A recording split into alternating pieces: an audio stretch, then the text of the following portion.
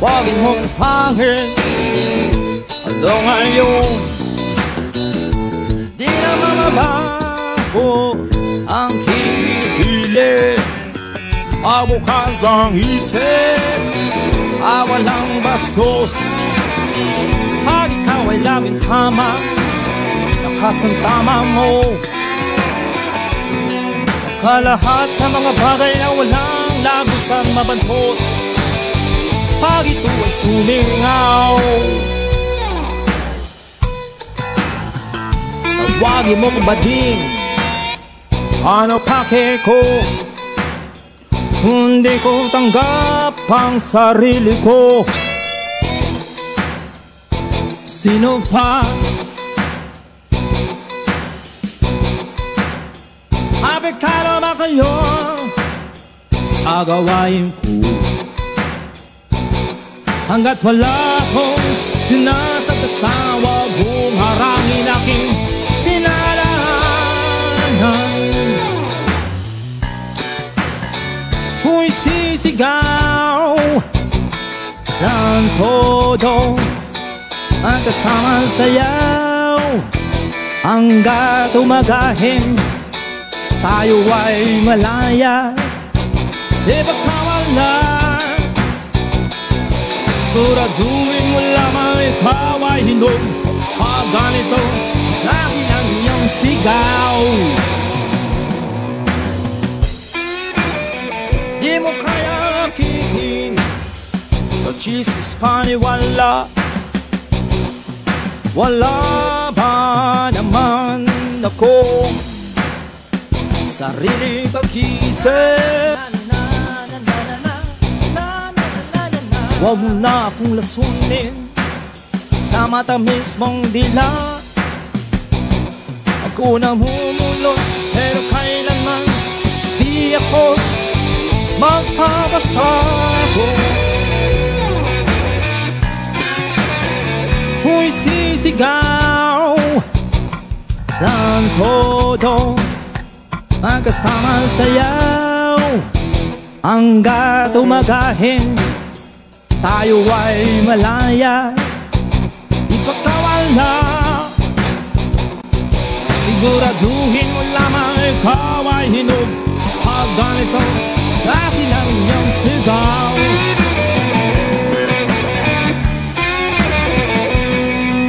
Nagkaroon panahon, di ako nagsalita dahil ang nagsalita ngayon na kaya ko nang gawin.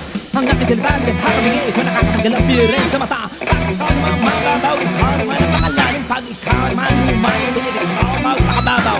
Wala kang pakialam sa sariling mundo, hindi wala nang itatawagin na iisang mundo. Hanggat di mo tanggap ang iyong kamangmangawag, ka na lang aasa na iyong maintindihan.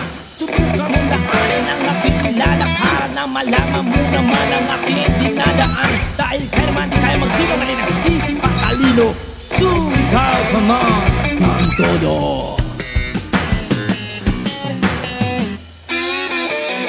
Huwag sisigaw ng todo ang kasama sayaw. Hanggat umagahin, tayo ay malaya. Di pa kawala, siguraduhin mo lamang ikaw ay hinog pag ganito ang klase ng iyong sigaw. Huwag sisigaw ng todo ang kasama. Na na na na na na na na na na na na na na. Na na na na na na na na na na. Okay, hello and welcome mga kapatid sa Russia TV. Ngayon ay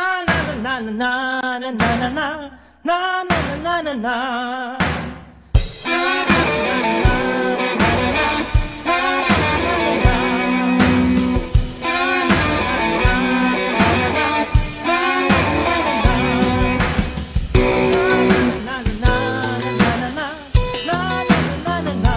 Tawagin mong hangin hanggang ngayon, di na mamabago ang kilikili. Mabukas ang isip, walang bastos. Pag ikaw ay laging tama, lakas ng tama mo. Kalahat ng mga bagay na walang lagusang mabantot, pag ito ay sumingaw. Tawagin mo kung bading Ano pake ko kung di ko tanggap ang sarili ko? Sino pa apektado ba kayo sa gawain ko? Hanggat wala akong sinasagsawa, bumarangin aking dinadaanan. Ako'y sisigaw ng todo ang kasama sayaw, hanggat umagahin tayo ay malaya. Di ba kawala? Siguraduhin mo lamang ikaw ay hinog pag ganito klase ng iyong sigaw. Di mo kaya kikin sa chismis paniwala. Wala. Okay, ito na mga kapatid at resume Wala tayo. tayong bro Rasya ng link mga kasama ko. Okay na bro, okay na to bro. Okay na, okay na. Okay, salamat bro. Okay mga kapatid, ulit meron tayong debate na magaganap ngayon between MCGU and SDA. Pero bago yan, syempre pakilala muna ano yung kanilang inaasahan sa gabing ito at ano yung kanilang stand. Unahin natin ang ating first speaker. Pakilala ka kapatid. Okay, magandang gabi po sa ating lahat. Ako po si Samuel Tahoda na isang kaanib ng Church of God Universal. So sa gabi pong ito, patutunan ko po sa inyo na ang tunay po na iglesia ay tinatawag po na Church of God. At siyempre ito po ay isang universal. Kasi ang tunay na iglesia ay hindi lamang po pang sanlibutan, kundi pang buong kalawakan. Yan lang po at salamat. Siyempre, ang second speaker din. Pakilala ka kapatid. Okay, magandang gabi. Ako po si Brother Ruben Napalan Kilada ng Seventh-day Adventist Church, isang ordinaryong membro. At ang tatayon ko po, ang tunay na iglesia, ang nalabi, ay ang Seventh-day Adventist Church. Maraming salamat. Okay mga kapatid, hindi na natin patatagalin at bibigyan ko ng 10 minuto sa unang pagpapahayag ang ating first speaker. Sa usaping True Church, Samuel Tahuda ng MCGU. Your time start now, bro. Okay, maraming salamat po, no? So, sa gabi pong ito, no, ang tema po namin ay True Church, so yung tunay na iglesia. Pagka Biblia po ang pag-uusapan natin, siyempre, yan po yung batayan natin, no? Nandyan po sa Biblia yung basihan kung ano po yung tunay, di pa ba? Kasi ang pinag-uusapan po natin ay usaping biblical, usaping pananampalataya. At tayo, no, bilang mga sumasampalataya kay Kristo, ang ating batayan ay ang Biblia. Kaya sa Biblia po, importante po talaga, no, na yung pangalan ng tunay na iglesia. Kasi ganito po, magbibigay po ako sa inyo ng halimbawa. Yun po kasing pangalan, yun ay parang karitula kung saan ka papunta. Halimbawa na lamang, no, ikaw ay pupunta sa airport. Ang destination mo, pupunta ka ng Amerika. Di po ba? Pagdating mo doon sa airport, mayroong mga nakalagay doon na itong airplane na to, papunta sa Russia, papunta sa Ukraine yung isa naman papunta sa Amerika. So kung ang gusto mong puntahan ay sa Amerika, siyempre huwag ka doon sa airplane na ang kanyang karitula ay papuntang Russia. Di po ba? At lalong huwag ka doon sa papuntang Ukraine. Siyempre ang sasakyan mong eroplano, yung may karitulang papuntang Amerika. Nang sa gayon, makapunta ka doon sa nais mong puntahan, no? Kaya napaka-importante po talaga yung pangalan, no? Kaya nga sabi sa Biblia, sa Kawikaan 22:1, ganito ang ating mababasa. Proverbs 22:1. Ang mabuting pangalan ay maiging piliin kaysa malaking kayamanan, at ang magandang kalooban kaysa pilak at ginto. So, ganun po ka-importante yung pangalan, no? Ito ay maiging piliin, sabi, kaysa malaking kayamanan. Kaya mahalaga po, no? Para malaman natin ang yung tunay na iglesia, alamin natin yung pangalan. Kasi ako po ay naniniwala na yun pong tunay, hindi po yun gumagamit ng peking pangalan. Di po ba? Pagka ikaw ang tunay, siyempre gagamitin mo yung pangalan mo. Kung meron mang gumaya sa iyo, hindi mo na kasalanan yun. Di po ba? At lalong hindi maiwawala mo yung pagiging tunay mo kung mayroong ibang gagamit sa pangalan mo, di po ba? Kung mayroong ibang gagamit sa pangalan mo, nangangahulugan lamang yun na ikaw yung tunay, di ba? Pero hindi mo na iwawala yung pagiging tunay, no? Na yan yung pangalang dala-dala. Kaya ito, pagka Biblia po ba ang pag-uusapan, ano po ba ang pangalan o tawag doon sa iglesia, no? Doon sa bahay ng Diyos, doon sa kanyang bayan. So, dito po sa isang talata sa unang hari, 8:43, ganito ang ating mababasa. Ang sabi po dito, dinggin mo nga sa langit na iyong tahanang dako at gawin mo ang ayon sa lahat na dalangin sa iyo ng taga-ibang lupa upang makilala ng lahat ng mga bayan sa lupa ang iyong pangalan upang matakot sa iyo gaya ng iyong bayang Israel at upang kanilang makilala na ang bahay na ito na aking itinayo ay tinatawag sa pamamagitan ng iyong pangalan. So sa Biblia, merong bahay na itinayo na ito'y tinatawag sa pamamagitan ng pangalan ng Diyos. No? Meron pong bahay na tinatawag sa pangalan ng Diyos. At ang bahay po na yan, iyang sabi, no? Tinatawag sa pangalan. So ano po yung tawag po sa bahay po na yan? Kung yan ay tinatawag sa pamamagitan ng pangalan ng Diyos. So unang Timoteo 3:15, ganito po ang ating mababasa. Sabi po dito, unang Timoteo 3:15. So ang sabi po dito sa talata, ngunit kung ako'y magluwat ng mahabang panahon, ay upang maalaman mo kung paano ang dapat sa mga tao na ugaliin nila sa bahay ng Diyos, na siyang iglesia ng Diyos na buhay at haligi at suhay ng katotohanan. So maliwanag po, yun po palang tinatawag na bahay ng Diyos. Ang pangalan po nun ay iglesia ng Diyos. Diyos na buhay po siyempre. Kaya dito po sa aming tema, pagka ang patutunayan ay true church, wala pong iba kundi yun ay tinatawag na iglesia ng Diyos. Kaya napakarami pong sita sa Biblia, mababasa natin yung katagang iglesia ng Diyos. Kasi yan po yung pangalan ng tunay na iglesia. No? At dito po sa unang Korinto 1:2, ganito din po ating mababasa. Sabi po dito, no. So tingnan natin kung ano ba ang nakasulat na pangalan. Sabi, no, sa iglesia ng Diyos na nasa Korinto. So ano po ang tawag doon sa iglesia na nandoon sa Korinto? Hindi po yung tinatawag na Seventh Day Adventist Church na nasa Korinto, no? Yung mga iglesia noong una, no, sa kapanahonan nila San Pablo, ang tawag po doon ay iglesia ng Diyos, no? Kaya sa amin po, yan po yung inaniba namin, no?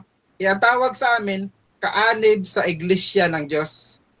Na anong klaseng iglesia? Universal po. Dahil ang atin pong Panginoong Hesukristo, no? Yun pong kanyang kapangyarihan, yun pong kanyang pagiging hari, ay hindi lamang po yun pansanlibutan, kundi yun ay pang kabuang, no, universo.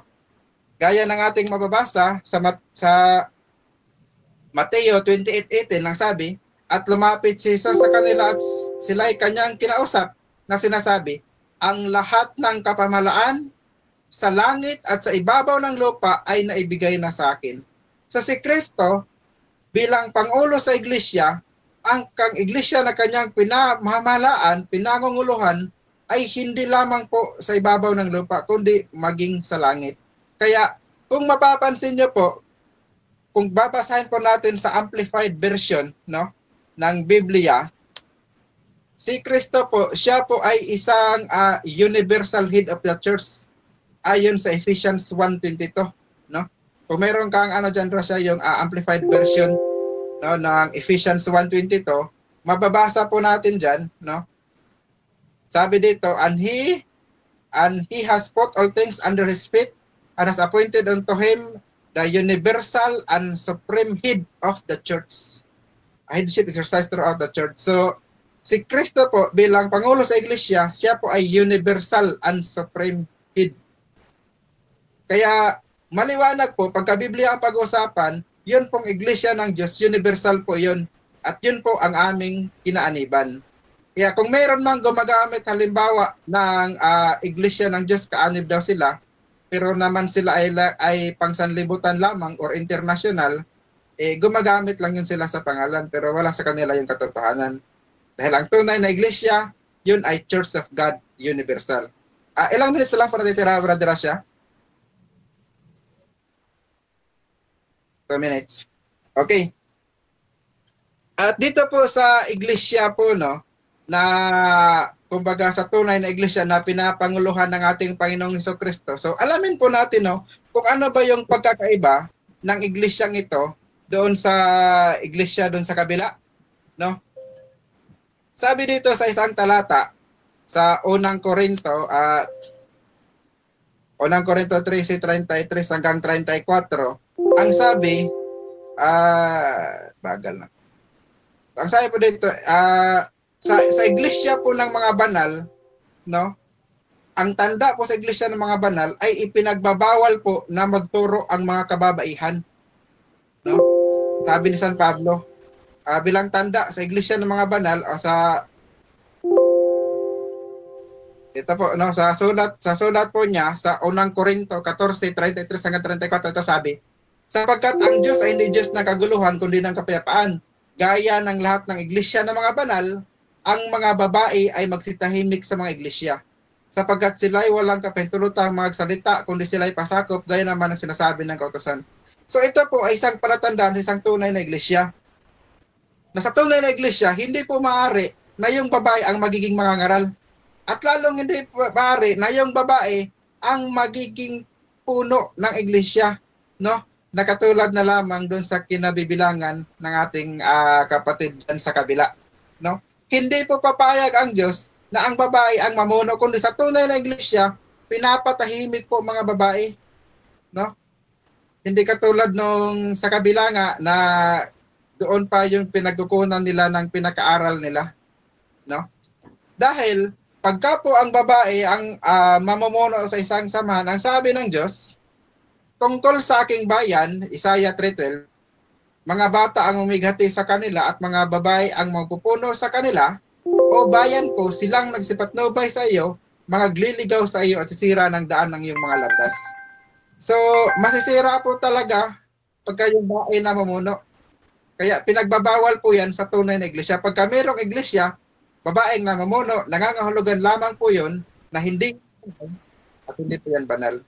Okay, so dyan natatapos ang first stand ni Sam. Dako naman tayo sa 7 minutes na pagtatanong ni Brother second speaker Ruben ng SDA. Your time start now, bro.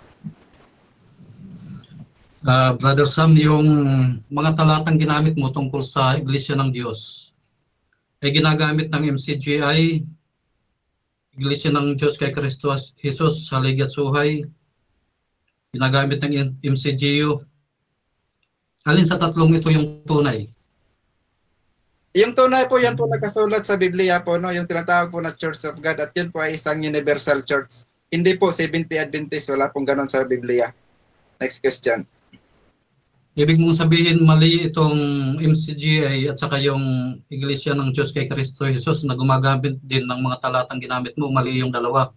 Yung sayo yung tunay. Yes or no? Yes po, tama po yung aking kinaaniban na Iglesia ng Diyos, no? Church of God Universal. Yan pong kinabibilangan ninyo, yan po yung wala sa Biblia. Kaya maliwanag po na yan po yung mali. Kasi wala pong ganun nakasulat. Sunod na tanong, sabi mo, umanib ka sa MCGU na nasa Biblia. May mababasa ka ba sa Biblia, letra por letra na MCGU? Nasa diwa po, diwa, no? Kapag po sinabing, tayo po kasi bilang isang tao, tayo kaanib doon sa katawan, no? O ng Korinto 12:12. Yung katawan na yun ay tinatawag po yun na Church of God, no? At saka yung Church of God po na yun, yun po ay isang universal ayon sa mga talatang ginamit po natin kanina. Kaya nandun po, hindi po siya litra por litra, pero nandun po sa diwa na aanib tayo doon sa universal na church. Yun bang 7 iglesia na nasa Asia? Binanggit mo kanina, iglesia sa Korinto. Yun ba yung mga universal din? Yes po, no, sila ay kabahagi doon sa universal church, no? bahagi po yun sila. No, yan pong kabuuan ng iglesia, universal po yun. Dahil ang tunay na iglesia, no, hindi lamang po siya pang sanlibutan dahil ang leader po nito, ayon po sa ating binasa, ay binigay sa kanya ang kapamahalaan maging sa langit, hindi lang po sa lupa. Kaya universal po ang iglesia. Sunod na tanong, bukod sa 7 iglesia na nakatala sa Revelation, nakatala din ba yung iglesia, yung MCGU na kinaaniban mo sa Biblia? Yes po, gaya nga po lang sabi ko, no, ako po ay umanib. Kaya kapag po sinabing members of the Church of God, so member po kami doon sa Church of God. No? Yung Church of God, nasa sulat po yan sa Biblia. Yan po yung kinaaniban namin. So ang tawag po sa amin bilang kaanib, member of the Church of God Universal. So nakasulat po yung inaniban po namin. Yun po sa inyo ang hindi nakasulat, kahit sa cover man lang. Kailan ka naging kaanib sa Iglesia ng Diyos? Matagal-tagal na po, mga siguro lagpas na 10 taon. Okay. Sino ang nagtala sa iyo bilang kaanib ng Iglesia ng Diyos na nasa Biblia? Sino? Ang Panginoon po, no, ang nagtatala po sa atin, at ang pagtatala ay hindi po dito sa lupa ginagawa, kundi doon po sa langit. Katulad po ng ating mabasa sa Lucas 18:20. Huwag niyong ikagalak na nagsuko sa inyo ang mga Satanas, kundi kagalak ninyo ang inyong pangalan ay nagtala na po sa langit. So doon po ginagawa ang pagtatala sa langit po, hindi po dito sa lupa. Nakatala sa langit bilang ano? Ano ang record doon? Nakatala po sa langit yung aking pangalan bilang isang kaanib doon sa tunay na iglesia, no. Ang Diyos po ay gumagawa ng alaala doon sa mga tao, no, na kabilang sa kanyang iglesia. Mabasa po natin sa Jeremiah 3, Malakias 3:16. Kanina nabanggit mo na ang MCGU ay universal at ganoon din sa langit. Ngayon ang tanong, anong pagsamba ang ginagawa sa langit, Sabado o Linggo? Both po, at hindi lamang po iyan dahil wala naman talagang Sabado at Linggo doon, kundi araw-araw. So kung tatawagin mo yung Sabado, kabilang yun sa tinatawag na araw-araw. So hindi po doon, hindi po kumbaga, wala po kasing literal na doon na araw kasi wala nang gabi doon, kundi sa araw-araw, kumbaga palagi yan yung simba po doon. Hindi ka na po magtatrabaho pagdating sa langit. Sure ka ba na walang araw at gabi sa langit? Yes po, wala pong araw at gabi doon sa langit dahil ang Diyos na mismo doon ang bibigay sa atin ng liwanag. Dito po kasi sa libutan, mayroong gabi dahil yung sun natin ay natatakpan pagkaikot yung mundo natin. Wala na pong ganun pagdating sa langit kaya wala na pong matatakpan na ilaw. So hindi mo nabasa yung talata literal por literal na mayroong araw at gabi sa langit? Hindi mo pa nabasa yun?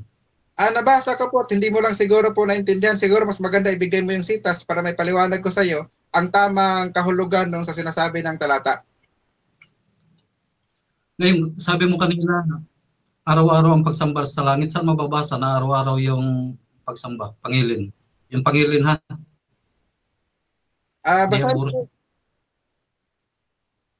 Basahin na po sa Revelation 4:8, mabasa po dyan na sinasamba po nila. No, sa Revelation 20 din po, no? 22. Mula verse 1, ipagpatuloy mo lang yan. So, mabasa mo dyan na sinasamba po nila. So, pagdating po kasi sa langit, wala na pong 6 na araw gagawa doon, kundi 7 araw samba, kundi hindi ka na po gagawa doon na parang ginagawa mo rito sa libutan dahil doon na po ay puro na po doon lahat. Yung day of worship ng MCGU dito, Sabado ba o Linggo? Yung day of worship niyo? Ang kalahatan? Wala po kaming tinatangin na special day of worship dahil araw-araw po kami nag-worship sa Panginoon.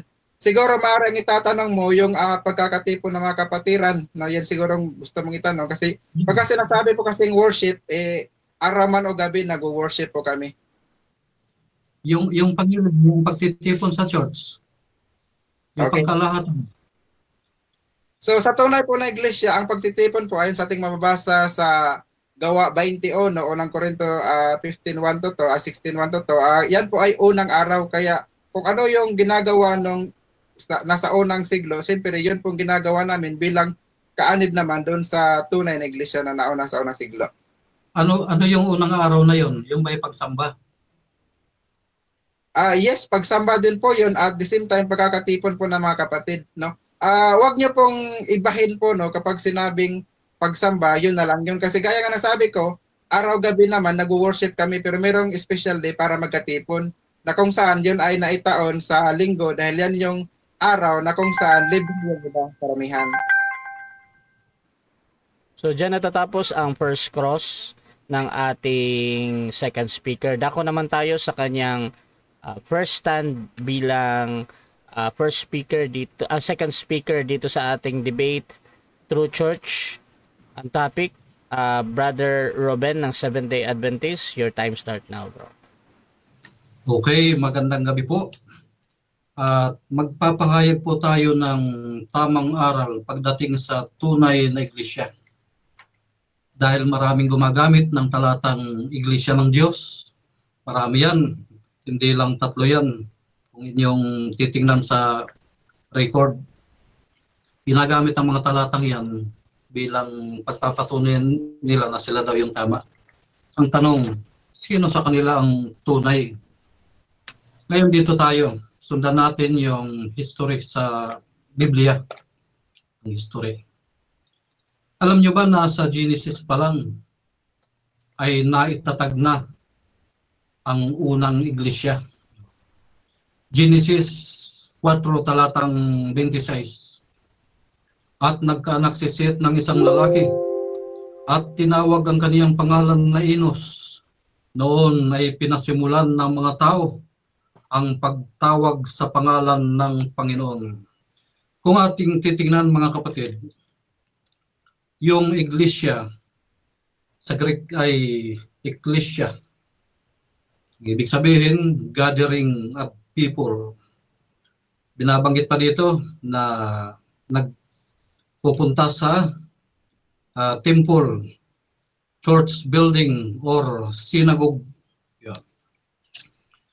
Ngayon, doon sa Genesis, anong araw ang pagsamba? Lahat naman tayo nagsasamba araw-araw. Pero may tinatawag na pangingilin, day of worship. Ito ay pinasimulan ni Kristo. Siya yung nagbigay ng example. Itinatag niya ang 7 araw ng Sabat. 6 na araw lang dapat ang araw natin sa sanglinggo. Pero nagtatag si Kristo ng special day. Kaya nagkaroon ng 7 araw. Kung titingnan natin ang creation, 6 na araw lang dapat ang nasa kalendaryo natin sa isang linggo.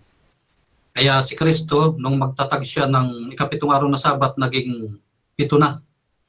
Yung 7th day, yun ang special day. Sabi ni Kristo, ang Sabat ay ginawa para sa tao. Ang tao na tinutukoy dyan, si Adan, at ang kanyang magiging mga lahi. Genesis 2 verse 23, nangilin ang Diyos, kasama dyan si Kristo. Sila yung naging example. At kung nangilin ang Diyos, yun bang kanyang mga nilalang ay nasa tabi-tabi lang, siyempre nangilin din. Mga ano yan eh, nilalang ng Diyos, narin yung manlalalang, susunod sila. Ngayon, pagdating ng salinlahi, yon. Sabi dito sa Isaiah 43, verse 6 and 7, aking sasabihin sa hilagaan, bayaan mo at sa timugan, huwag mong pigilin. Dalhin mo rito ang aking mga anak na lalaki na mula sa malayo at ang aking mga anak na babae na mula sa wakas ng lupa. 7. Bawat tinatawag sa aking pangalan at yaong aking nilikha ay sa aking kaluwalhatian, yaong aking inanyuan o yaong aking ginawa. Ezekiel 20 verse 40, sapagkat sa aking banal na bundok, sa bundok na kaitaasan ng Israel, Mount Moriah, sabi ng Panginoong Diyos, doon ako paglilingkuran sa lupain ng buong sangbahayan ni Israel. Nila lahat, dooy tatanggapin ko sila at doon ko hihingin ang inyong mga handog at mga una ninyong mga alay mga handog at mga alay, tithes and offering. 10 ng lahat ninyong banal na bagay. Yan, nagkaroon ng pagsamba sa Mount Moriah. Yung Mount Moriah na yun ay naroon sa Salem o Jerusalem. Yan. Kaya't nung panahon ni Abraham, nagpunta siya doon sa punong saserdote na si Melchizedek, nagsauli siya ng ikapu bilang bahagi ng church service. Yan. Sa Salem o sa Jerusalem ginawa ang pagsamba sa pamumuno o pangunguna ni Melchizedek. Ayun.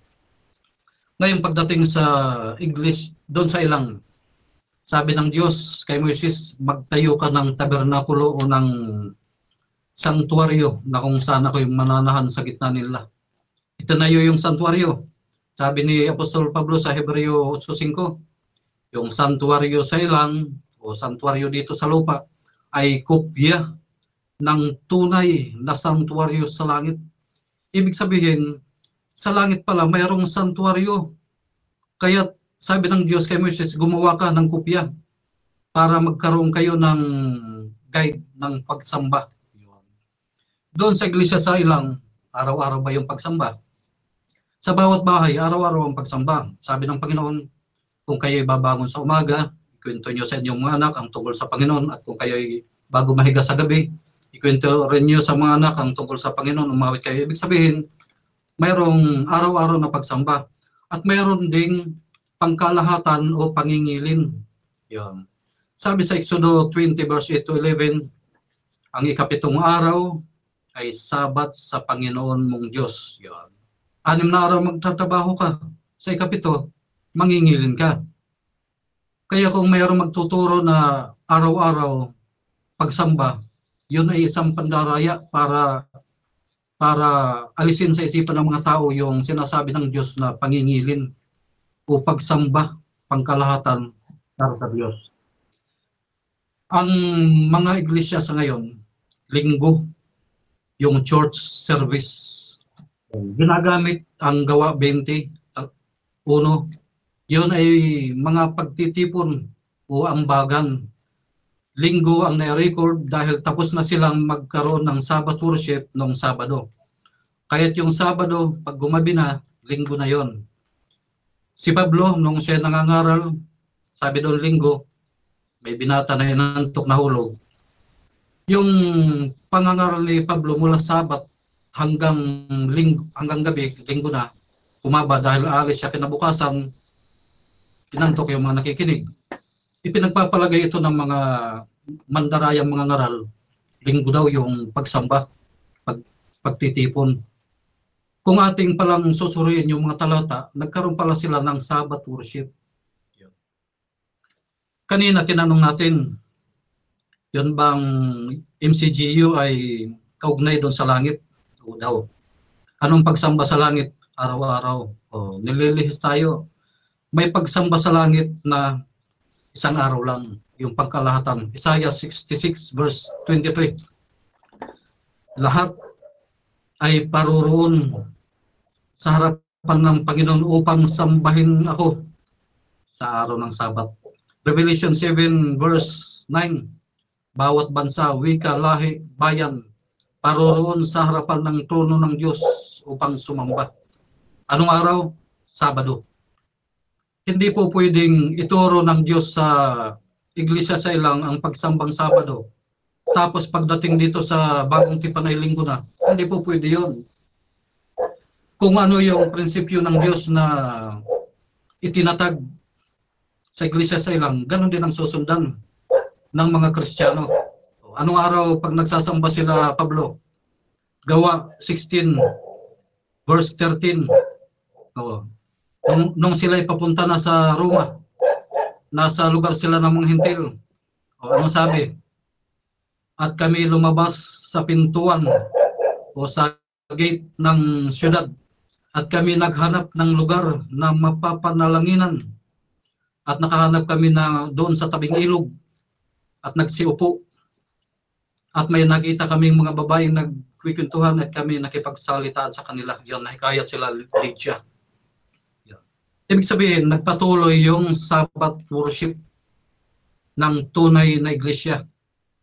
Kung ang tunay na iglesia ay Sabbath keeper, hindi kumakain ng baboy, ganun din dapat ang iglesia sa huling araw. Yun. Mula Genesis hanggang Revelation, nagbago ba yung Sabbath worship? Hindi. Revelation 14 verse 6 to 11. Ano sabi? Matakot kayo sa Diyos sapagkat dumating na ang kaniyang paghatol. Sumamba kayo sa gumawa ng langit at ng lupa at ng tubig at ng mga bukal ng tubig. Yung pananalitang yan ay kinote doon sa Exodo 8 verse 11. Time na? Okay, thank you. Mamaya natin ito tuloy. Okay, so dyan natatapos ang unang pahayag ng ating second speaker, Brother Ruben ng Seventh-day Adventist Church. Siyempre, dako tayo sa 7 minutes sa pagtatanong ng ating first speaker, Brother Samuel Tahuda ng MCGU. Your time start now, bro. Okay. Sinabi mo kanina, maraming gumagamit sa pangalan ng Iglesia ng Diyos. So, tanong ko sa iyo, bakit nila ginagamit yung Iglesia ng Diyos? Dahil ba naniniwala silang ito ay mali o dahil naniniwala sila ito ay tama? Sagot, ginagamit nila ang Iglesia ng Diyos para ipandaya. Next question. Okay. Next question ko po, no? Yun bang mali? Ginagamit ba yun sa pangdaya? Yun bang maling pangalan, no, ng Iglesia? Yan ba yung ginagamit nila para makapandaya? Yes or no?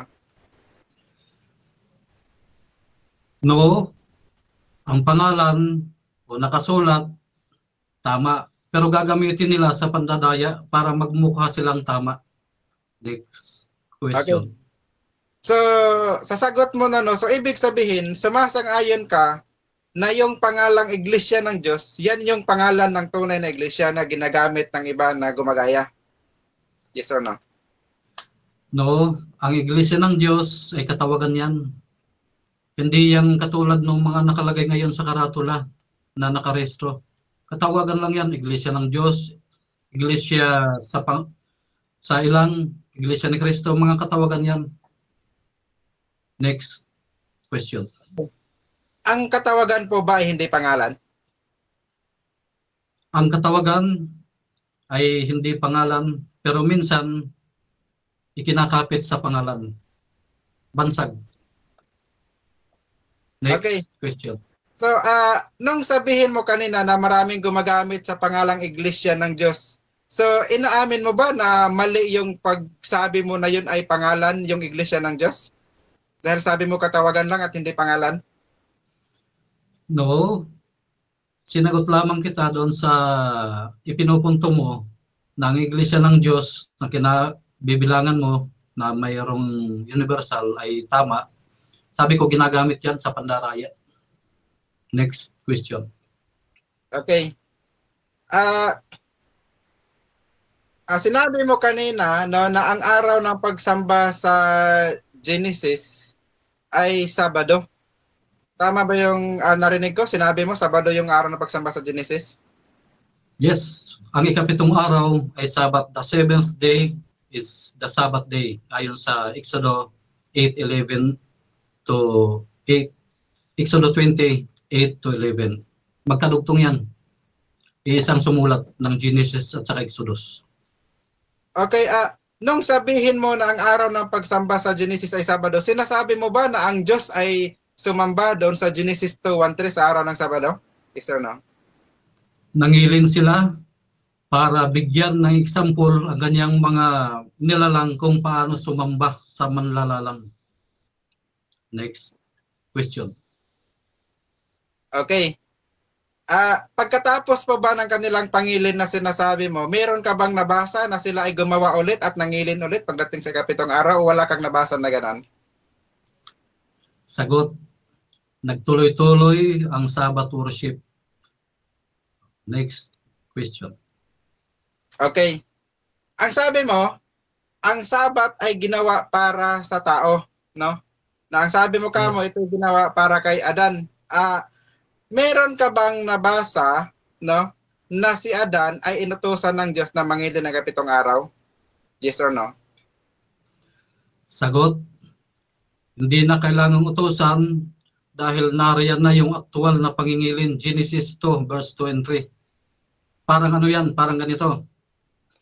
Ang tanghalian ay ginawa para sa mga anak ng amo. Kailangan mo pa bang hanapan ng utos para pakainin mo yung mga anak? Hindi. Nariyan na mismo yun eh. Next question.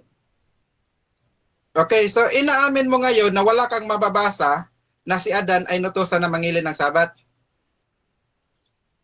Sagot, yung utos na hinahanap mo, hindi na marapat dahil ginagawa na, binigyan na sila ng example na susundan. Ang Sabat ay ginawa para sa tao. Ang tanghalian ay ginawa para sa mga anak ng amo.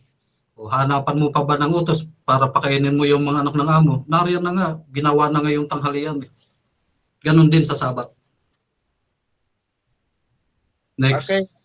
Next question ko po. Binanggit mo kanina yung unang Korinto 16 to, no? Na sa unang araw nag-ambagan sila. So, yun po bang unang araw at ikapitong araw? Pareho lang po ba yun? O magkaibang araw yun? Magkasunod na araw.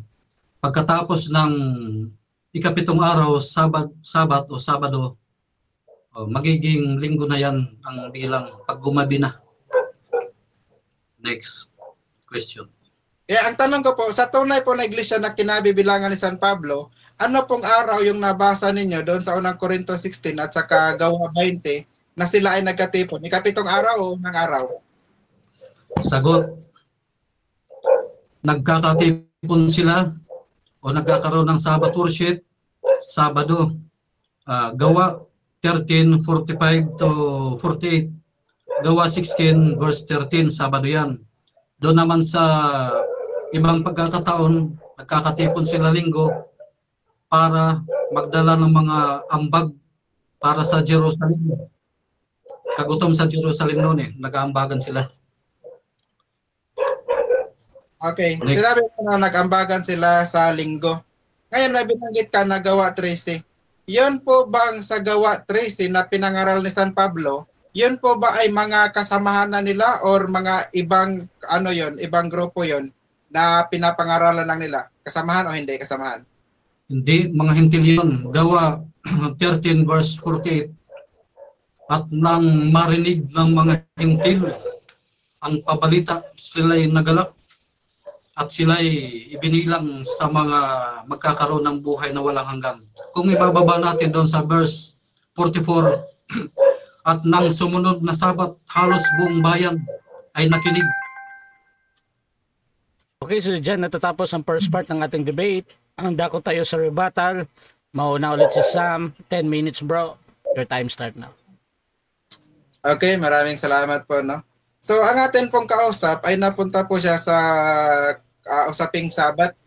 Pero sa buong 10 minuto na kanyang pagpapatunay, wala po tayong narinig na ang tunay na iglesia ay pinangalan ng Seventh Adventist Church. Saklap naman po, no? Wala palang ganong nababasa. Mismong sa kanyang pahayag na pinakaunang tayo niya, wala po siyang nabasang ganon. Nagpapatunay lamang po yun na ang kanyang kinaaniban ay hindi po tunay. Hindi po ba? Hindi po tunay. Kasi kung ikaw ay tunay, siyempre, gagamitin mo yung pangalang tunay. Sabi niya kanina, maraming gumagamit sa pangalang iglesia ng Diyos, ginagamit daw sa panlilin lang. No? So kung yung mga piki ay gumagamit sa pangalang iglesia ng Diyos, bakit kaya yun ang ginagamit nila? 'Di ba? Kasi yun ang tama, no? Ginagaya nilang tama, so ginagamit nila sa panlilin lang, no? Kahit ginamit mo nila yun sa ganon klase, hindi mo mayalis ang pagiging tunay sa pangalang iyon. 'Di ba? Kasi kung ang tunay na iglesia ay Seventh Adventist Church, dapat yun ang ginamit nila. Kaso walang gumamit yun eh. Nagpapatunay lamang yun na hindi yun tunay. Di ba? Kasi sino ba ang ginagaya? No? Sino ba ang ginagawa ng mga imitation? Di ba yung tunay? Di ba? Pagka mayroong tunay, mayroong gagawa ng imitation, ay papangalan din halos maghalintulad lang din. Di po ba? Kaya kung mayroong nag-imitate sa iglesia ng Diyos, nagpapatunay yun na ang iglesyang tunay sa paksa nating true church, yun ay Church of God. no? At lalong hindi po Seventh-day Adventist Church. Dahil buong Biblia, wala ka pong mabasa na iglesia na tinawag na Seventh-day Adventist. Buti pa iglesia ni Satanas, nakasulat pa yun eh. Pero yung Seventh-day Adventist, iwan ko lang kung sa cover ng Biblia nila, baka meron sa cover nila. Pero dito sa Bible na ginagamit ko, digital to eh. Wala talaga, kahit sa cover man lang, wala itong cover din kasi eh. Diba? Ako kasi naniniwala na yung tunay talaga nakasulat sa Biblia po yun. Dahil ang Biblia po ang ating basahan, ating batayan sa tunay na aral. At ang pangalan po, no, ay isa po sa aral, no? Kaya nga ang sabi, ang mabuting pangalan ay maigi kang piliin kaysa mga kayamanan. Di po ba? Kaya napaka-importante po ng pangalan, no? Sabi niya kanina, mayroon na mga pagkakataon na nagkatipon sa unang linggo. Ay tama po talaga yun. Dahil talagang nababasa po natin yun. Tapos sabi niya, ambagan lang daw yun, abay pambihira, no? Mula sila sa iba malalayong lugar tapos ambagan lang ginagawa, no? Pagka ba si San Pablo nandun, hindi ba siya mangangaral? No? Kahit gamitan mo lang ng simpleng common sense, hindi ba siya mangangaral sa unang linggo kung ang mga pagkakapatiran doon ay nagkakatipon? Siyempre nangangaral po yun. Siyempre pagsamba po yun, pagkakatipon po nila yun dahil yun ang pagkakatipon ng tunay na iglesia. Yun pong mga binasa niya sa Gawa 13, hindi pa po nila makakaanib yun. No? Karamihan po doon, mga Hudiyo po yun. At yung iba, mga proselyte Jew. No? Yung mga taga-iba na hindi pa talaga totally Jew. So yung mga yon na mga hindi nila kaanib, nakakatipon yun ng Sabado. Parang may itong mga ano ngayon, mga Sabadista, nakakatipon sila ng Sabado. So yung mga nakakatipon ng Sabado na pinuntahan ni San Pablo sa Gawa 13, hindi pa po yan mga kaanib. Na? Kundi yan ay kanyang mga dinodoktrinahan. Kaya pagdating sa sumunod na Sabado, dinoktrinahan ulit niya. Diba? Kasi yun yung panahon na nagkakatipon yung mga Sabadista, no? Panahon ng una na hindi naman yung tunay na iglesia.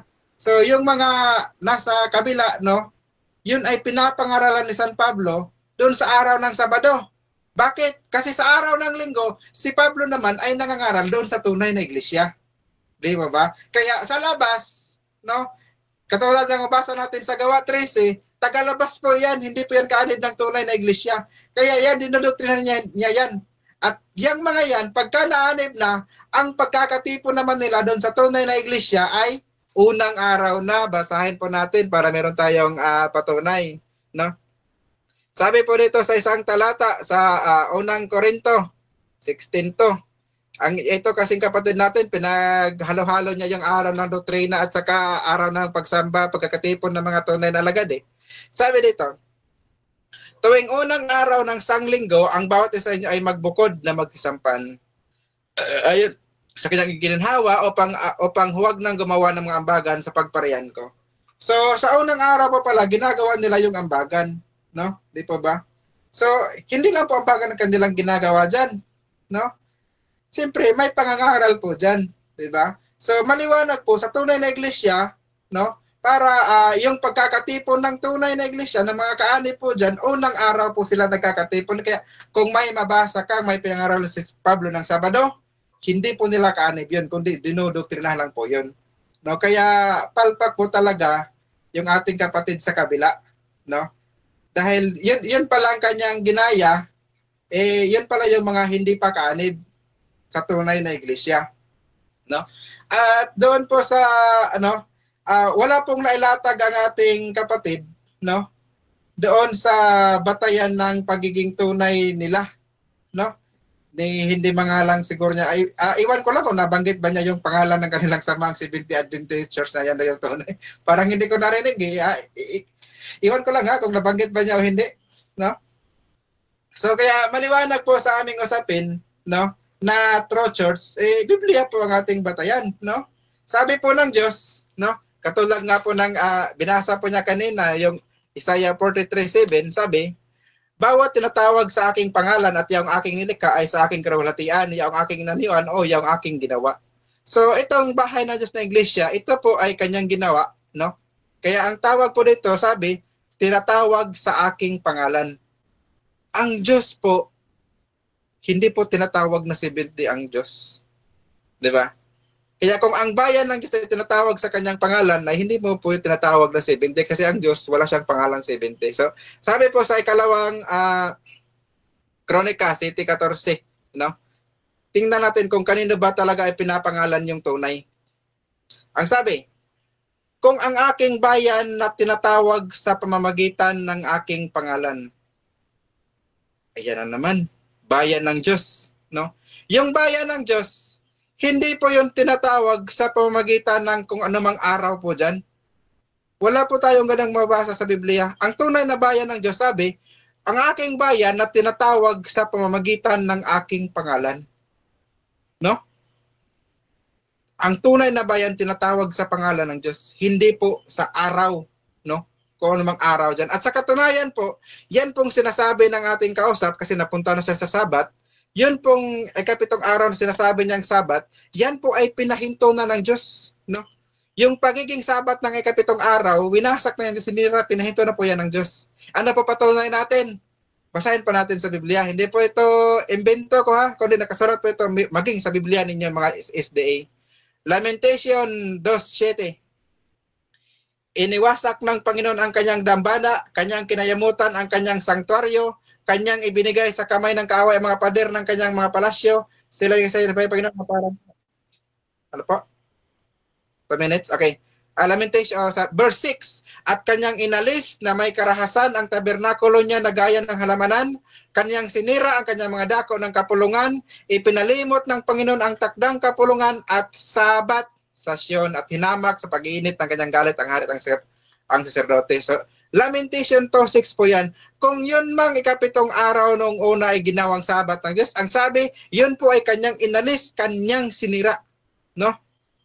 Kaya hindi na po yan yung batayan, no? Ng araw ng sabi nila pagsamba ko, no? Dahil siya naman mismo umaamin na kahit anumang araw, pwede kang sumamba sa Diyos. Diba? At siya na mismo may sabi na sa tuwing unang araw, nagkatipon yung mga unang alagad noong una. So siya na mismo nagpapatunay, no? Na yung atin pong kinaaniba na tinatawag na Iglesia ng Diyos, yan po talaga yung tunay. So ano pa ang patunay na yung sinasabi niyang Sabat ko, no? Na yan ay sinira na. So Hosea 2:11, ganito ang ating mabasa. Sabi dito, akin din namang paglilikatin ang kanyang mga kalayawan, ang kanyang mga pistahan at ang kanyang mga bagong buwan at ang kanyang mga Sabat, no? At lahat ng kanyang mga takdang kapulungan. So yan po palang mga Sabat noong una na pinapaniwalaan ng atong kapatid na SDA. Yan po pala ay nilikat na ng Diyos, sinira na po yan ng Diyos. So, hindi na po yan ang batayan ng tunay na iglesia. Kundi, yun pong mga kaanib sa tunay na iglesia, silyo na po ang ginamit po dyan, no? Tayo po ay sinilyuhan, no? Sinilyuhan, hindi sa araw, kundi ano po ba yung silyo tatak sa atin? Sabi dito, na Ephesians 1:3, nasa kanya kayo rin naman, pagkarinig ng aral ng katotohanan ng Ebanghelyo. Okay, so dyan natatapos ang rebuttal ni Brother Sam ng MCGU. Dako tayo sa 7 minutes sa pagtatanong ni Brother Ruben ng Seventh-day Adventist. Your time start now, bro. Nakamute ka, bro.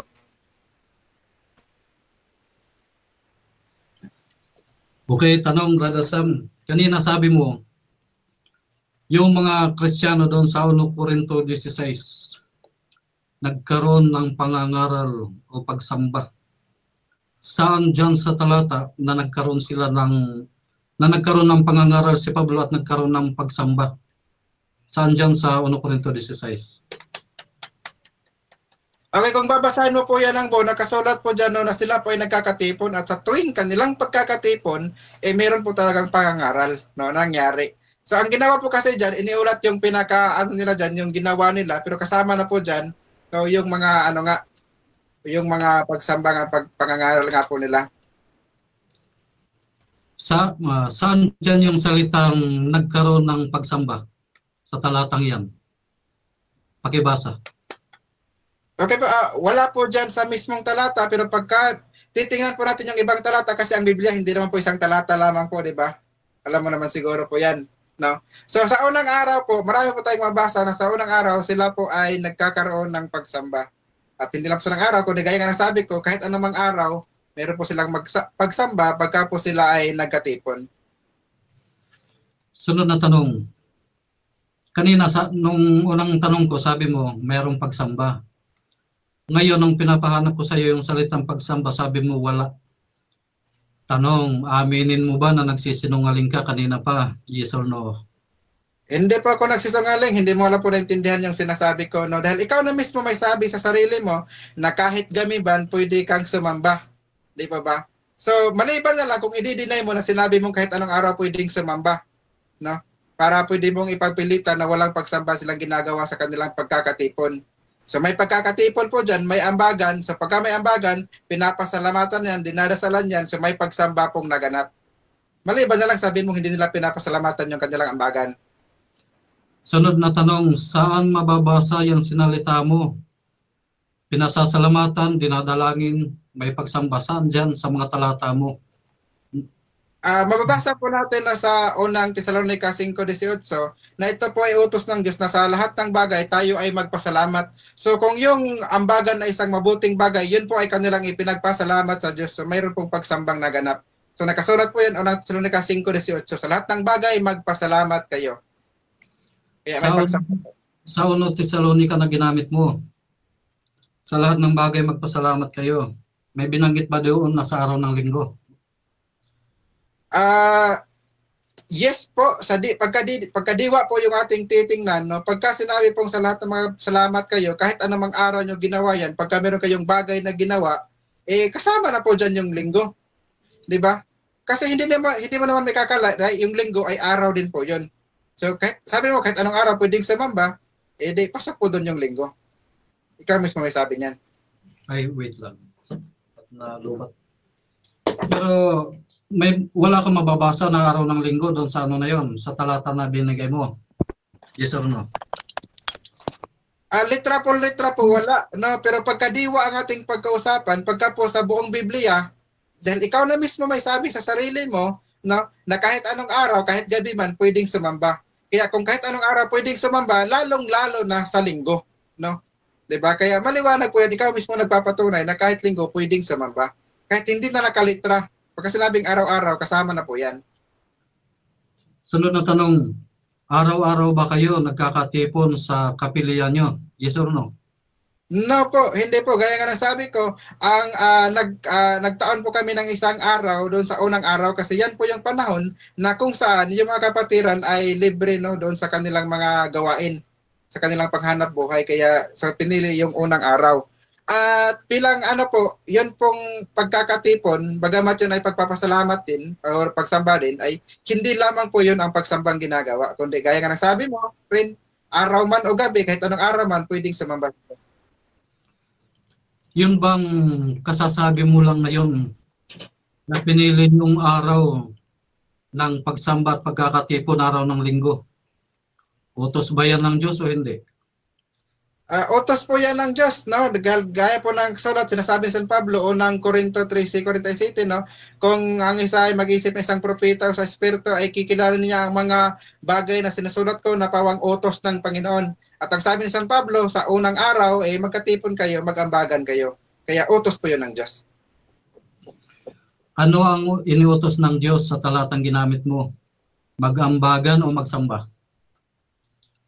Pareha po. No, pareha po dahil sa pagkaambagan po ang ginagawa, siyempre pagpapasalamatan niyo po yung mga bagay na pinag-ambagan ninyo at sa tuwing pagpapasalamat, yun po ay isang uri ng pagsamba, no? Kasasabi mo lang pareho. Saan dyan sa talata na sinabi na pagsamba? Okay, gaya po ng sabi ko, no, hindi mo mabasa litra por litra sa isang talata dahil ang Biblia ay hindi lamang binubuo ng isang talata. Di ba ba? Sabi nga sa Kawikaan 119 verse 160, ang kabuuan ng iyong salita ay katotohanan. So tingnan mo ng buo, no, para malaman mo yung katotohanan. Yun pong pagpapasalamat sa Diyos, yun ay isang uri ng pagsamba. Na yan ay ginagawa nila sa anumang bagay na kanilang mapagkasunduan. Katulad na lamang ng ambagan. Yung araw ng pagsamba o pangkalat church gathering worship ng iglesia sa ilang at iglesia sa panahon nila Pablo, Sabado o Linggo? Linggo po or unang araw po yung kanilang pagsamba. Gaya po ng ating mababasa, no, nasa unang araw sa diyan sa ano, hindi sa Gawa 20, hindi po sinabi diyan sa ikapitong araw, kundi ang sabi po diyan sa unang araw. So nag-araw-araw nagkatipon sila, no? Sa unang Korinto 16 to unang araw nagkatipon din sila, no? Yung mga pinangaralan ni San Pablo ng Sabado, yan yung mga hindi pa nila kaanib. Dinodoktrinahan po yan para maging kaanib nila at kasama na sa kanilang pagkakatipon sa araw ng linggo.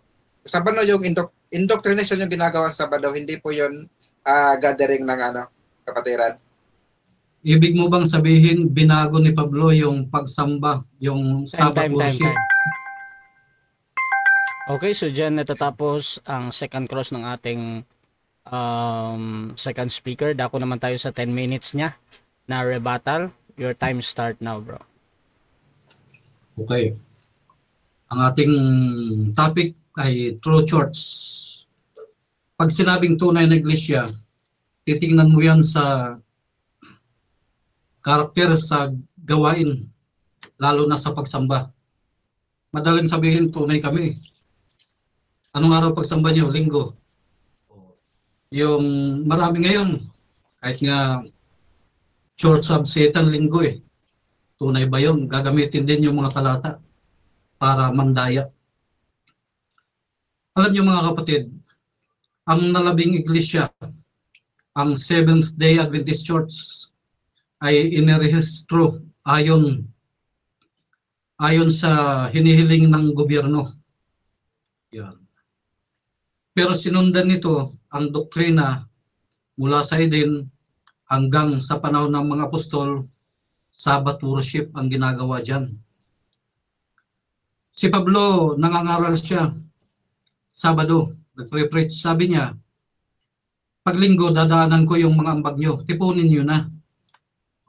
Dahil pupunta ako sa Jerusalem, nagkaroon ng kagutom noon eh.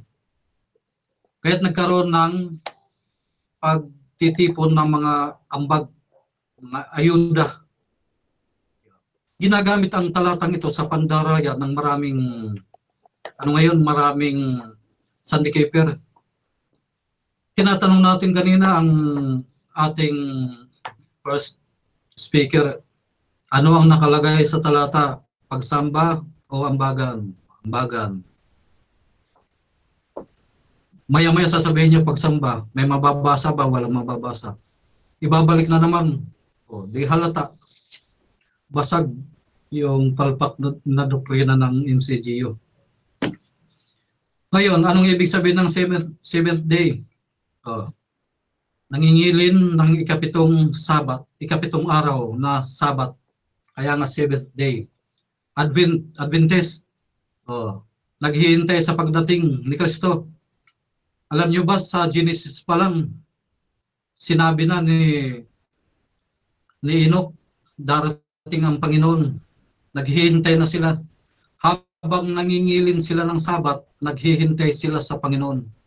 Yun ang konseptong kinuha ng Seventh-day Adventist Church.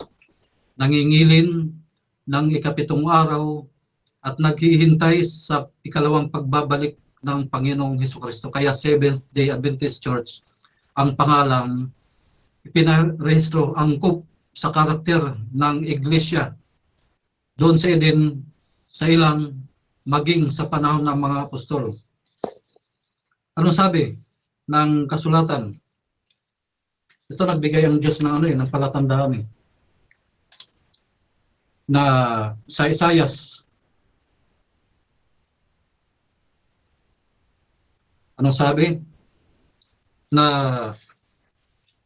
yung kanyang bayan, Isaiah 51 verse 7, sabi, inyong pakinggan ako ninyong nakakaalam ng katwiran, bayan na ang puso ay kinaroroonan ng aking kautusan. Huwag ninyong katakutan ang pula ng mga tao o manglupaypay man kayo sa kanilang paglait. Yung palang iglesia ng Diyos ay kinaroroonan ng kautusan ng Diyos. Di tama si Juan sa Revelation 14:12. Narito ang pagtsatsaga ng mga banal Ito yung mga banal na binabanggit ni Pablo doon sa sambahayan ng Diyos. Ng mga nagsisitupad ng mga utos ng Diyos at may pananampalataya kay Jesus. Dalawa yan. Mga nagsisitupad ng utos ng Diyos at may pananampalataya kay Jesus. Ang tawag sa kanila mga banal o iglesia. Itong ating kausap, labag siya doon sa pamantayan ng Biblia. Anong tatak ng Diyos sa kanyang bayan? Ezekiel 20 verse 12 and 20. Ang aking mga sabat ay magiging tanda sa inyo at sa akin. Ano yung pinatigil? Yung kanyang mga sabat ay patitigil ko na. Bakit? Dumating ang araw na nagrebelde ang Israel bago sila nilusob ng mga Babylonian. Sabi ng Diyos, patitigil ko yung mga sabat mo. O, dalawang uri yan mga kapatid. Aking mga sabat, sabi ng Diyos, inyong mga sabat, kanyang mga sabat. Ang aking mga sabat tatak. O, ang ipinatigil, ang kanyang mga sabat o mga kapistahan ng mga Israel. Ito pinandadaya din, pinatigil daw yung sabat. Ba't patitigil? Sabi ni Kristo, Mateo 24 talatang 20. Sabi ni Kristo, bilin niya sa mga apostol, sa mga lagad, idalangin ninyo na huwag mataon ang inyong paglikas sa araw ng Sabat. Ibig sabihin, concern si Kristo at nagpapaalala siya na ingatan yung araw ng pagsabat para sa pagsamba sa pangingilin. Ano pa? Yung sinasabi kanina ng ating kausap, si Pablo daw ay nangangaral doon sa mga hintil. Sabado nangangaral. Pero pagdating sa mga Kristiyano, linggo na? Pandaraya din yan mga kapatid. Tingnan natin. Gawa 18. 1. Pagkatapos ng mga bagay na ito ay umalis siya sa Atenas at napasa Corinto. Corinto ito ha. Iglesia sa Corinto. At nasumpungan niya ang isang Hudyo na nangangalang Aquila, isang lalaking tubo sa Punto na hindi pa naglalaong nanggagaling sa Italia, kasama ni Priscilla na kaniyang asawa, sapagkat ipinag-utos ni Claudio na ang lahat ng mga Hudyo ay magsialis sa Roma at siya ay lumapit sa kanila. 3. At sapagkat ang hanap buhay niya ay gaya rin ng kanila, na nakikipanuluyan siya sa kanila at sila ay nagsisigawa, sapagkat ang hanap buhay niya ay gumagawa ng mga tulda. 4. At siya ay nangangatwiran tuwing Sabat sa sinagoga at hinikayat ang mga Hudyo at mga Griego. Ibig sabihin, si Pablo, nagtatrabaho siya araw-araw. Pagdating ng Sabado, nangingilin siya, nangangaral sa araw ng Sabat sa sinagoga. Sa lugar na yun, maraming Hudyo, marami ding Griego. Ibig sabihin, mga Hudyo at mga Kristiyano. Ano sabi ni Pablo? sa ibang mga talata, tayo nung una, bagamat mga hentil pa, inilapit tayo sa pamamagitan ng dugo ni Kristo doon sa Israel. Ikinapit tayo. Kaya yung mga hentil, nagkaroon ng pagkakaisa, yung iglesia, ikinapit doon sa pamantayan ng mga Hudyo o mga Kristiyano. Yun. Kung anong pangingilin ng mga hentil, ng mga Hudyo, ganoon na rin ang pangingilin ng mga hentil. Ikinapit sila. Ganun nangyari mga kapatid. At nagpatuloy yan. Walang putol yan. Ngayon kung sasabihin nating linggo, mali na yan, ibang ebanghelyo na yan, pandarayan na yan. Kaya ang Seventh-day Adventist Church bilang nalabing iglesia na nakatala sa Revelation 12:17, ano sabi? At nagalit ang dragon at umalis upang bumaka sa nalabig ng kaniyang binhi. Yun, na mga nagsisitupad ng mga utos ng Diyos at may pananampalataya kay Jesus. Yun ang binabaka ng dragon. Yung iglesyang nalabi na sumusunod sa mga utos ng Diyos at may pananampalataya kay Jesus. Ang iglesyang nalabi ang Seventh-day Adventist Church ay narehistro bilang pagsunod sa gobyerno, sa pamantayan ng gobyerno. Yun. At ang sinundan ng doktrina ng SDA, ang doktrina ng Diyos. Kaya Sabbath keeper, Sabbath worship ang ginagawa ng SDA. Yun. Ngayon, merong mga ano dyan, may padaya, dapat daw yung pangalan. Parang ano yan eh, yung jeep, may nakita kong jeep bumibiyay sa Manila, ang nakalagay Lamborghini. Pakiramdam ng driver, nakasakay siya sa tunay na Lamborghini dahil yung pangalan Lamborghini. Ganon din yung mga ano ngayon, mga sulpot na iglesia. Iglesia ng Diyos, yung tunay ako. Yung pala, yung sinasakyan niya, yung doktrina niya, gawa ng tao, hindi sa Diyos. Tunay ba yun? Di piki. Mga sulpot, mga gawa-gawang iglesia. Ganun yun. Okay, so dako tayo sa 7 minutes na pagtatanong. Bro Sam, your time start now, bro. Okay. Dahil mahilig ka kanina sa lita-po-lita na tanong, no? So, sasabayan kita. Sa Revelation 12, binanggit mo na yung nalabi dyan ay 70 Adventist Church. Meron ka bang nabasa dyan sa Revelation 12 na 70 Adventist Church? Ang nababasa dyan, sumusunod sa mga utos ng Diyos. Ang Seventh-day Adventist Church, sumusunod sa mga utos ng Diyos. Objection, Mr. Moderator. Objection, bro.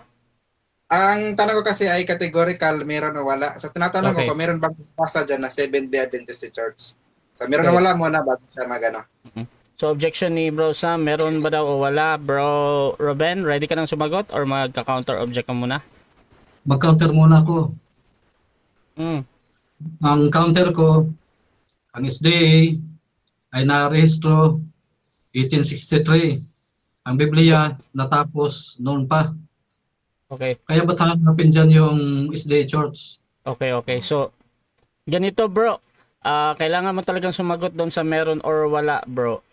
Or kung wala ka mapili doon, bro, pwede ka naman magpaliwanag ng 10 seconds. So, anong gagawin mo, bro? 10 seconds. Sige, bro. Proceed sa 10 seconds. Okay. Ang katangian ng Iglesia sa Eden hanggang sa Iglesia sa Ilang, hanggang sa panahon ng mga apostol, yon ang pinaghugutan ng pangalan ng Seventh Adventist Church. Okay.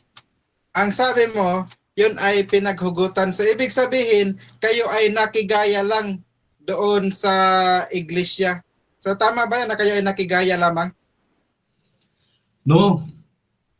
Hindi namin ginamit yung Iglesia ni Cristo, Iglesia ng Diyos. Hindi kami nakigaya. Yung karakter, yung doktrina, yon ang aming ginanap. Okay. Next question. Okay. Ito lang po. Kung yun pong piki ay gumagamit sa pangalan na tunay, yun po bang tunay na iglesia? Hindi niya ginagamit yung kanyang tunay na pangalan? Yes or no po? Sagot. Yes, ang tunay na iglesia ay hindi naglagay ng pangalan sa kanilang mga kapilya ng gaya ng ginagamit nyo na pangungupya. Kaya kayo yung peki. Next question. Next question ho. Nung sabihin po ba ni San Pablo na sa iglesia ng Diyos na nasa Corinto, yun po ba ay pangalan o hindi pangalan? Katawagan lang yun. Katawagan. Walang binanggit doon na naglagay sila ng karatula, pangalan ng kanilang kapilya. Walang nakalagay doon. Next question. Okay. Tanong ko po, no, ito ay may kinalaman to sa grammar, no? Yun po bang katawagan?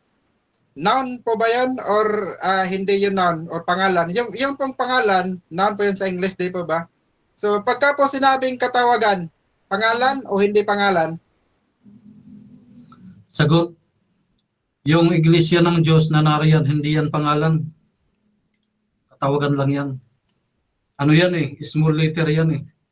Hindi nakalagay yung capital letter. Iglesia ni Cristo, Iglesia ng Diyos, panay small letter yan. Next. Okay. So, ulitin ko po yung aking tanong kasi parang hindi nakuha ng ating kausap, no? Ang tinatanong ko po, yun pong katawagan, no? Yun po bang katawagan ayon sa grammar, ito ba ay pangalan o hindi pangalan, no? Yung katawagan. Sinagot ko na, hindi nga yan pangalan dahil hindi yan capital letter. Katawagan lang yan, itinawag lang. Halimbawa, Iglesia sa Corinto, Iglesia sa Episo, ibig bang sabihin, tunay yung lahat ba ng pangalang yon, alin ang pipiliin nyo? Ano yan? 7 iglesia yan. Mga katawagan. Okay. Kung ang katawagan ay hindi pangalan ayon sa iyo, so sa ano siya nabibilang kung ang pag-uusapan natin ay grammar, kung hindi siya sakop doon sa noun. So ano yung katawagan kung hindi siya noun o pangalan? Halimbawa, Iglesia sa Corinto. Katawagan yan. Anong tawag mo dyan? Noun o pronoun? Ganun Okay, lang yan. Ibang ano, parang hindi tayo masundan yan eh. So doon tayo sa ibang ano. Sinabi mo na yung mga pinangaralan ni Pablo, yun ay mga ano, yun ay sabi mo yun ay Sabado siya nangangaral. Tanong ko, sa Gawa 18 na binasa mo, no? Ano ang ginawa ni Pablo diyan? Nangaral sa ikatitibay o nangaral para mahikayat yung mga nagkatipo ng Sabado? Pareho. Nangangaral siya para ibalita ang ebanghelyo. At nangangaral siya para sa ikatitibay ng kapatiran dahil yung kanyang mga kasamang iba dyan, mga Hudyong Kristiyano, sila Priscilla. At yung iba na nakikinig na mga Grego, hinihikayat, kaya pareho. Ang hihikayat, nagpapatibay. Next question. Okay, next question ko po, no? Yan pong sinabing nangangatwiran or sinabing reason out, nangangaral po ba yan o nakikipag-debate sa kanila? Yung salitang nangangatwiran, reason. Sagot, nagba-Bible study ayon sa Gawa 16:13. At sa Gawa 18, nagre-reason out. Siyempre, gamit yung kasulatan, nagba-Bible study yan. Hindi lang basta-basta, siyempre, nagre-reason out din dahil mayroong mga nagtatanong. Bible study yan. Next question. Okay. So, kung yan ay Bible study, so inaamin mo na ngayon na yung kanyang bina-Biblean study dyan ay hindi niya mga kaanib, kundi hinikayat pa lang para maging kaanib. Yes or no? No, mga ano yan, mga kaanib na sila Priscilla. Mga kaanib na yan. Ngayon, yung iba dyan na mga bisita, yung iba naman mga kanegosyo, hinihikayat. Iglesia na yan eh. Next question. Okay. Si Aquila ba sa pagkakataong ito, tinawag ba siya na Kristiyano dito sa Gawa 18 o no? Hudyo ang tawag sa kanya? Ang tinawag lang dyan yung kanyang citizen, pero mga Kristiyano na yan. Sila Aquila, kaya nga ano eh, nakisama siya doon dahil nagninegosyo yung mag-asawa. Ngayon, nagninegosyo sila 6 na araw. Sa ikapito, Sabat, sabi diyan, palaging ginagawa ni Pablo, yun, nakikipagkatuwiranan siya sa araw ng Sabat. Ibig sabihin, gawain na nila talaga yun tuwing Sabat. Time na. So, dyan natatapos ang rebuttal stage. Shoutout muna sa ating nasa live. Proper noun, sabi nung Arabic ata to. Jojo Teguelo, brother, may katanungan po ako, saan ba ang totoo sa verse ang sinagoga o templo ang tinawag ng Panginoong Jesus? MCGO, tanong naman, walang kwenta. Shoutout din kay Zach Jacob, ubo pa lang, Mike Enriquez na. Shoutout din kay Jimenez Plaza, tinuturing bang banal ng MCGI ang araw ng Sabat? Sabi nyo araw-araw pwede sumamba. Sa panahon ng pangingilin na pinili ng Diyos, araw-araw ba ang utos ayon sa Exodo 20 verse 8 o hindi? Shoutout din kay Zach Jacob. At kay Hebron Knights, dating daan, bakit kayo magkiklaim? 1990s lang kayo. Kailan kayo umanib at sino ang nagpaanib sa inyo? At shoutout din kay Zach, bakit naglalaban pa kayo? Pareho naman kayong mali.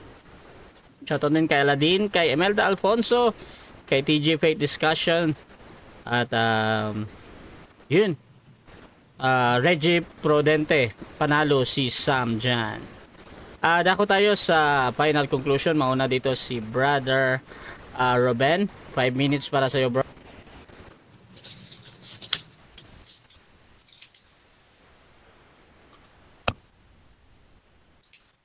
Yes, maraming salamat po. At sa ating unang tanungan pa lamang, nangamuti na ang ating first speaker. Hindi niya nasuplayan ang kanyang maling doktrina. Ganon yan eh. Pagdating sa question and answer, pag nabutasan ka ng kahit malit lang, magtutuloy-tuloy na yan. Lalo na pag natrap ka na sa tanungan. Yung pinaka-doktrina o pinaka-aral ng mga Sandigaper ng MCGU na sila ang tunay. Tapos, salungat pala sila sa karakter sa pagsamba sa mga gawain ng tunay na iglesia. Doon mo malalaman na fake o nanloloko lang itong grupo. Sabado yung pagsamba ng Iglesia sa Ilang, Iglesia sa Eden, maging yung Iglesia ni Cristo sa panahon niya, yung kanyang mga alagad. Tapos pagdating dito sa mga taga-Pilipinas na nag-claim na Iglesia ng Diyos, linggo na. Pag tinatanong natin, gagamitin yung ambagan. Ngayon, pag-uusisahin natin, wala palang pagsamba doon. Ano pala yun?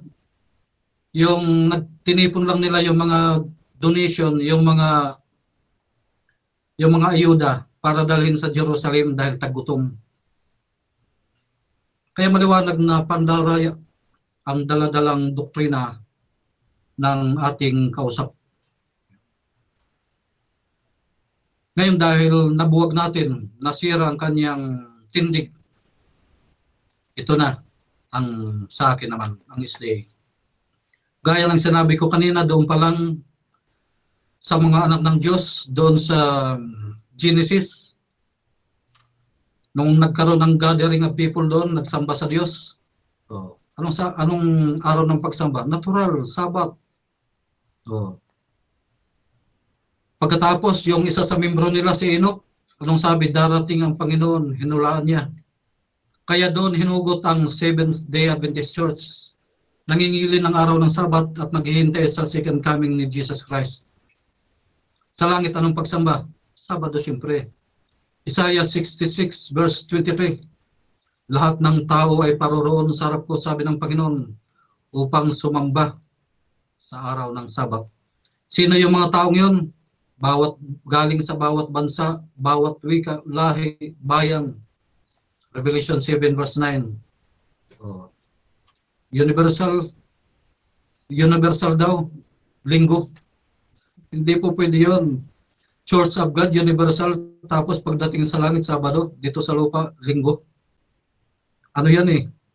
Yung nangangarap, yung parang yung nakasakit sa jeep na may lang Lamborghini. Pagkaramdam ay tunay na Lamborghini yung sinasabi. Yung pala, jeep pala. Ganun ang nangyayari ngayon. Iglesia ng Diyos, tunay kami. Yun ang pangalan namin. Usisahin mo doon sa doktrina ng sinasakyan, yung pala, yung doktrina nila, gawa ng tao. Ganun yun. Makikita nyo naman online yung doktrina ng SDA. At masusuri nyo. Hindi nakatago yan. Hayag yan. Kaya suriin yung mabuti ang doktrina ng SDA. Dahil kapos ang ating oras, hindi na mapapaliwanag lahat yan. Magagawa lamang yan doon sa isang oras na tuloy-tuloy na podcast o broadcast. Kaya't yung ating ginawa ngayong pagbuwag sa MCGU ay nangyari na. Yun. Ang aking gawain, tagalagas ng mga bulaang propeta. Ano lang yan?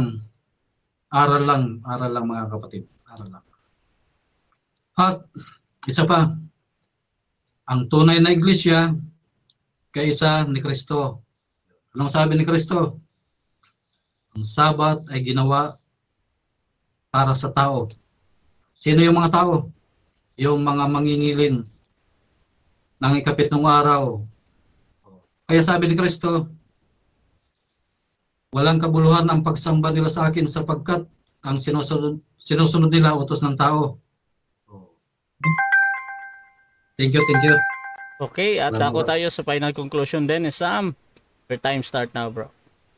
Okay, maraming salamat. So ang atin pong kapatid na siya na po mismo may sabi na yun daw kanilang iglesia ay natayo lamang noong 1863. So yun po ay nagpapatunay, kaya nang hinanapan ko siya kaninang ebidensya, wala po siyang nabasa na yung Seventh-day Adventist Church ay nasasulat sa Biblia. So siya na po mismo may sabi niyan. Kaya siya na po mismo ang nagpabulaan doon sa kanyang tinatayuan. Okay, sabi po niya, yun ang iglesia ng Diyos ginagamit ng mga piki. So nagpapatunay lamang yun na yun ang nasa totoo dahil yun ang ginagaya, di ba? Di po ba? So kung yung mga piki gumagamit ng tunay na pangalan, mas lalo po yung tunay, ginagamit niya yung kanyang sariling pangalan. Dahil bawat po ginawa ng Diyos, ang sabi po sa talata, Isaiah 43 City, bawat tinatawag sa kanyang pangalan, no? Yung kanyang mga ginawa, tinatawag yun sa kanyang pangalan.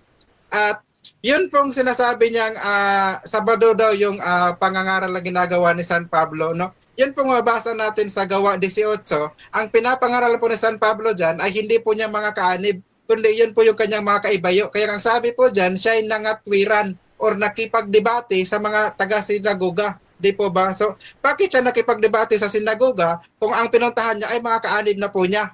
So, dyan, gagamitan lang po natin ng simpleng common sense na wala po doon sa kabila, no? Kaya po, nasa sinagoga, kundi para mahikayat po sila na yung mga taga-sinagoga na ang kanilang araw ng pagsamba ay Sabado. So yun, hinihikayat ni San Pablo yun na sumama naman sa kanila sa kanilang pagsamba sa unang araw. So yun, lahat po na mabasa mo na si San Pablo ay pumasok sa sinagoga sa araw ng Sabado, siya po ay nakipagdebate po dyan. At yun namang sa Gawa 13 na kung saan meron siyang pinangaral ng Sabado, hindi po niya makaanib niya yun, kundi mga dinodoktrinahan pa lamang po yun. Dahil ang pagdodoktrina, ginagawa niya ng Sabado, at ang pagsamba at ang pagkakatipon ng kanilang buong kapatiran, ginagawa niya ng Linggo. Kasi hindi naman niya pwedeng pagsabayin yung doktrina at saka yung pagkatipon ng kabuuan ng iglesia. Di po ba? Kaya iba po talaga yung pagdodoktrina, Sabado niya po yung ginagawa. Ang pagsamba nila, pagkakatipon nila bilang isang samahan, Linggo o unang araw po nilang ginagawa. So yan po yung silyo o tatak ng Diyos dito sa bagong tipan, no?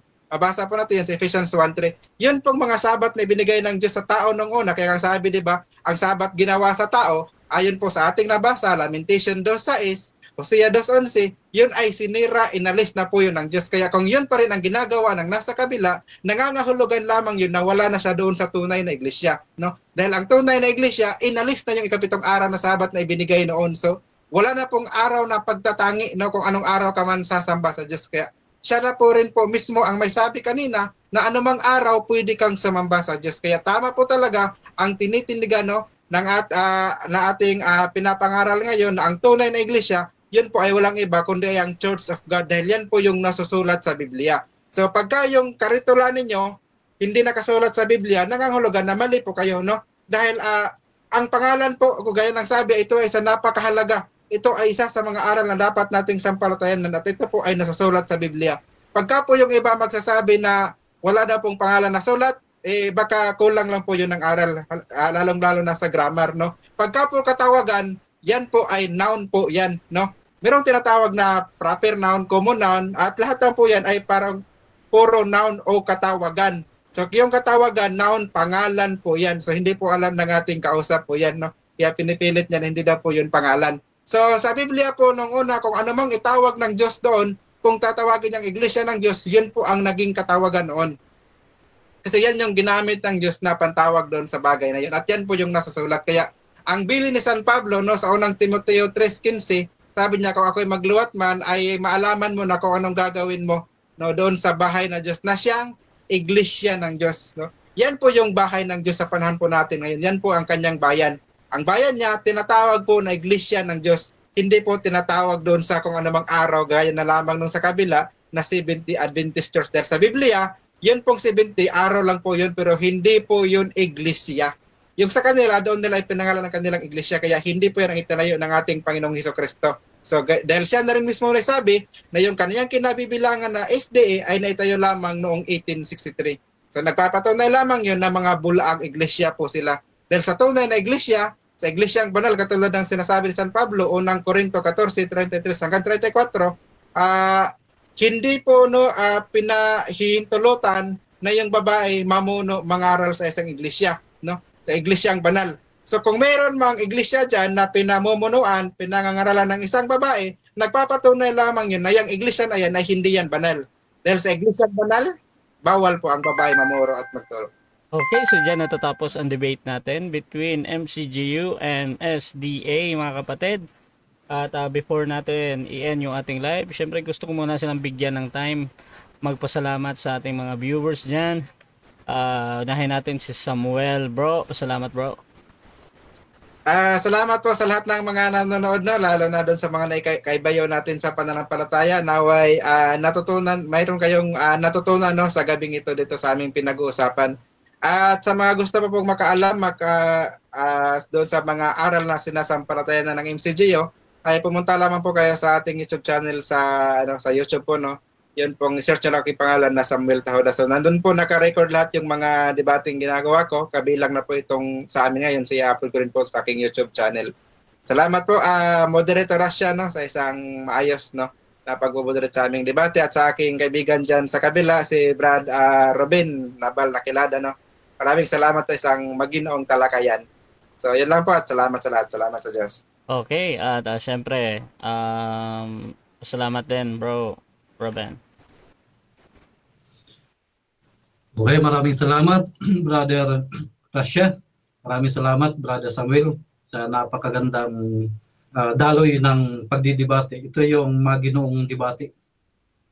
At shout out sa aking mga kasamahan dyan sa Advent Biblical Ministry at sa aming leader, Brother Rocky Tulog, at sa lahat ng mga nanonood ngayon sa live. Magandang gabi sa inyo. At sa ating mga kaibigan dyan sa ROG, yan ang magandang pagdidebate. Walang gulo. Very professional. Ganyan dapat. At higit sa lahat, nawa ang pagpapala ng Panginoong Hesukristo ang sumatin at mabuhay kayong lahat. Magandang gabi po at maraming salamat. Okay, Rasha TV, gusto din magpasalamat sa lahat ng ating mga sponsor. Siyempre, kung gusto nyo maghamon sa ating mga debater, pwede kayo mag-PM sa akin. At pwede nating i-mediate kayo upang makalaban ang dalawang ito. Samuel Tahuda ng MCGU at Brother Robin ng Seventh-day Adventist. At please subscribe yung ating YouTube channel. Siyempre yung ating group din at ating page, Rasha TV. At yun, this is Admin Rasha ng Rasha TV. And we're out. Na na na na na na na na na.